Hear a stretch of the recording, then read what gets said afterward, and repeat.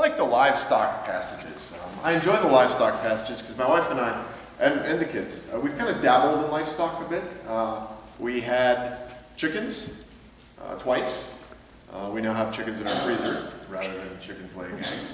Yeah, it was brutal. But we had 4 chickens and we liked them, so we got 4 more. We've talked about getting a pig. That's more me than my wife, I think. But pigs eat a lot. You know, they're kind of hard to keep. But I really like barbecue. So that's really kind of the motivation there. It's just a simple thing. I see 4 pork shoulders running around. Like to get a pig, probably never will. We've talked about getting a goat also. We kind of explored that one. There's a house up near, kind of on the way to where I live on Hardscrabble Road, if you know where Hardscrabble Road is.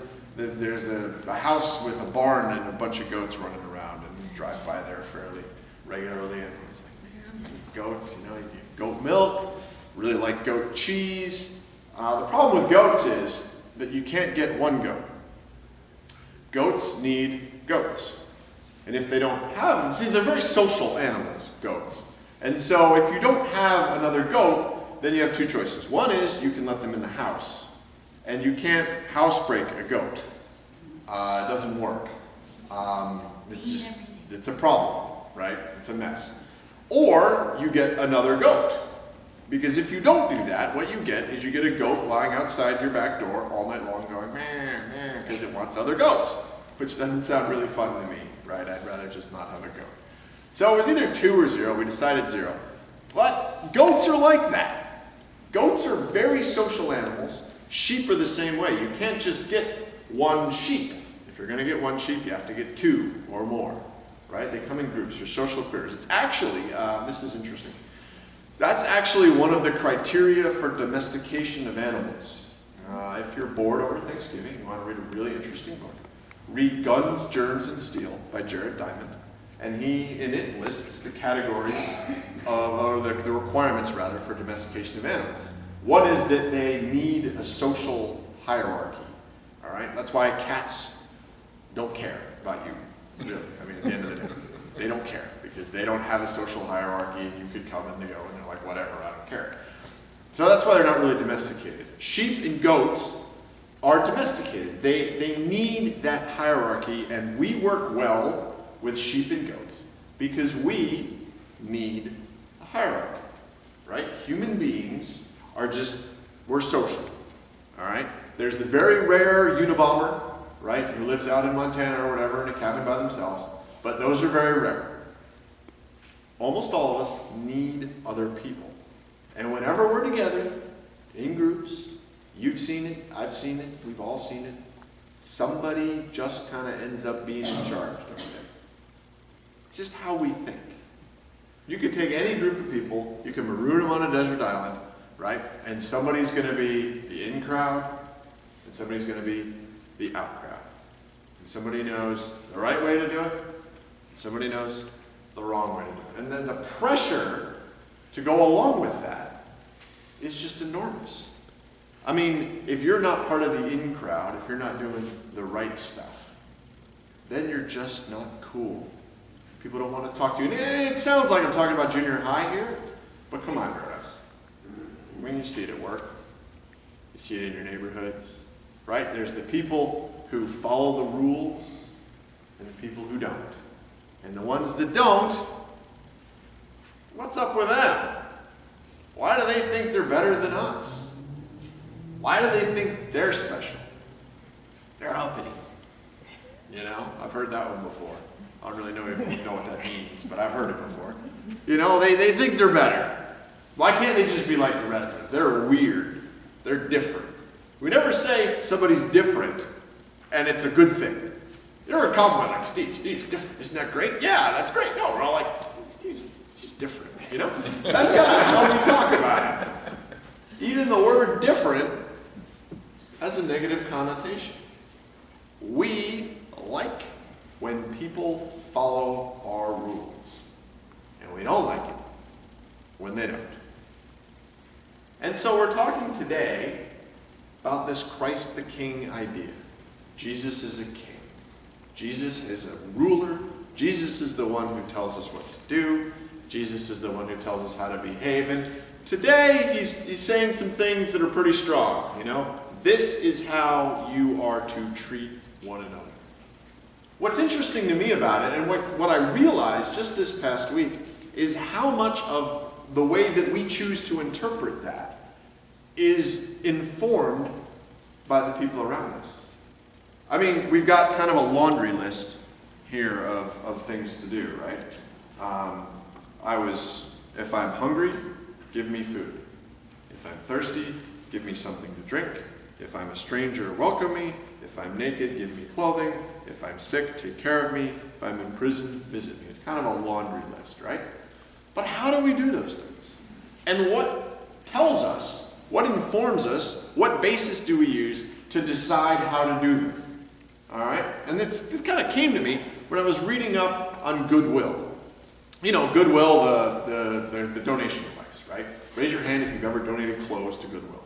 Yeah, okay, we've all done it, right? That's what we do. We've got a special spot in our house where we pile the clothes that don't fit, or that are out of fashion, or that my wife tells me are out of fashion. Any of those. That's where they go, right?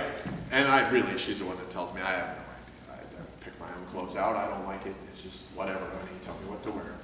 I gave in years ago, and it's actually better for everybody. So we put them in the pile, and we take them to Goodwill. Why do you take clothes to Goodwill? You take clothes to Goodwill, first off, because you don't want them anymore. But secondly, so that somebody else can be clothed, right? And I've been thinking this whole time that I'm giving clothes to Goodwill to answer this. I was naked and you gave me clothing. I'm like, all right, that's great. Do you know what Goodwill does? And what do they do with the money? They give jobs for people that are disabled somewhere. But who gets the clothes? We do. We do! Exactly right! My wife goes to Goodwill, she drops off a bunch of clothes, she comes back with 5 pairs of pants.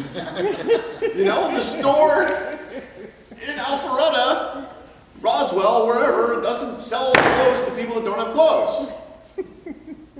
Now, I'm not saying that helping people who need job training is a bad thing. It's a good thing. I like that. I'm perfectly happy to give clothes to Goodwill because they use it for a good purpose. That's fantastic. But it's not what I thought it was. It's not giving clothes to the naked. And as I look at my life and the things that I do to help people, that's when I realized how much of it is informed by what's going on in the culture around me, by what's normal. It is socially not just acceptable, but I would say it's socially, it's a good thing. It's like expected that you're going to give clothes to Goodwill. You know, it's like, yeah, of course I give clothes to Goodwill. Don't you? Doesn't everybody? Somehow giving to Goodwill has become cool. But taking clothes and giving it to a homeless person, people kind of look at you funny. Because you're just supposed to give it to Goodwill. Right? What we do and how we live this out is a lot of ways informed by our society. And some of these things, we won't even do at all. I was in prison and you visited me. When's the last time you visited somebody in prison? Now, maybe you don't know anybody in prison. But are we taking care of the imprisoned? If you want to talk about something weird, because I've been to prisons before, and I've visited people. And you tell people, tell somebody, what'd you do? I went and visited somebody in prison. Whoa.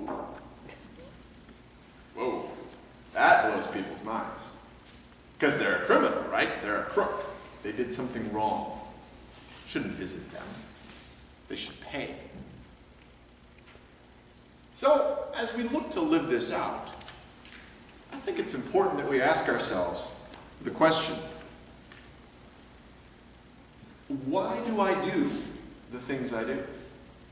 When I'm looking to see Jesus in the people around me, am I doing it the way that he wants? Because it's Christ the King Sunday, right? It's the day that we assert his reign over our lives. We say we're going to do it your way, God, not my way. And when I say not my way, I don't mean not your way, I mean not my way too. Believe it or not, I actually don't want you listening to me. I actually don't want you doing what I say. I want you doing what Jesus says. I want you asking him. I want you asking him the question, what should I do here, Lord? How should I love this person? How should I care for this person? How should I take care of them? What would you do? And then how do I do that? I'm glad you like my sermons. That's fantastic. But don't listen to me. Listen to God.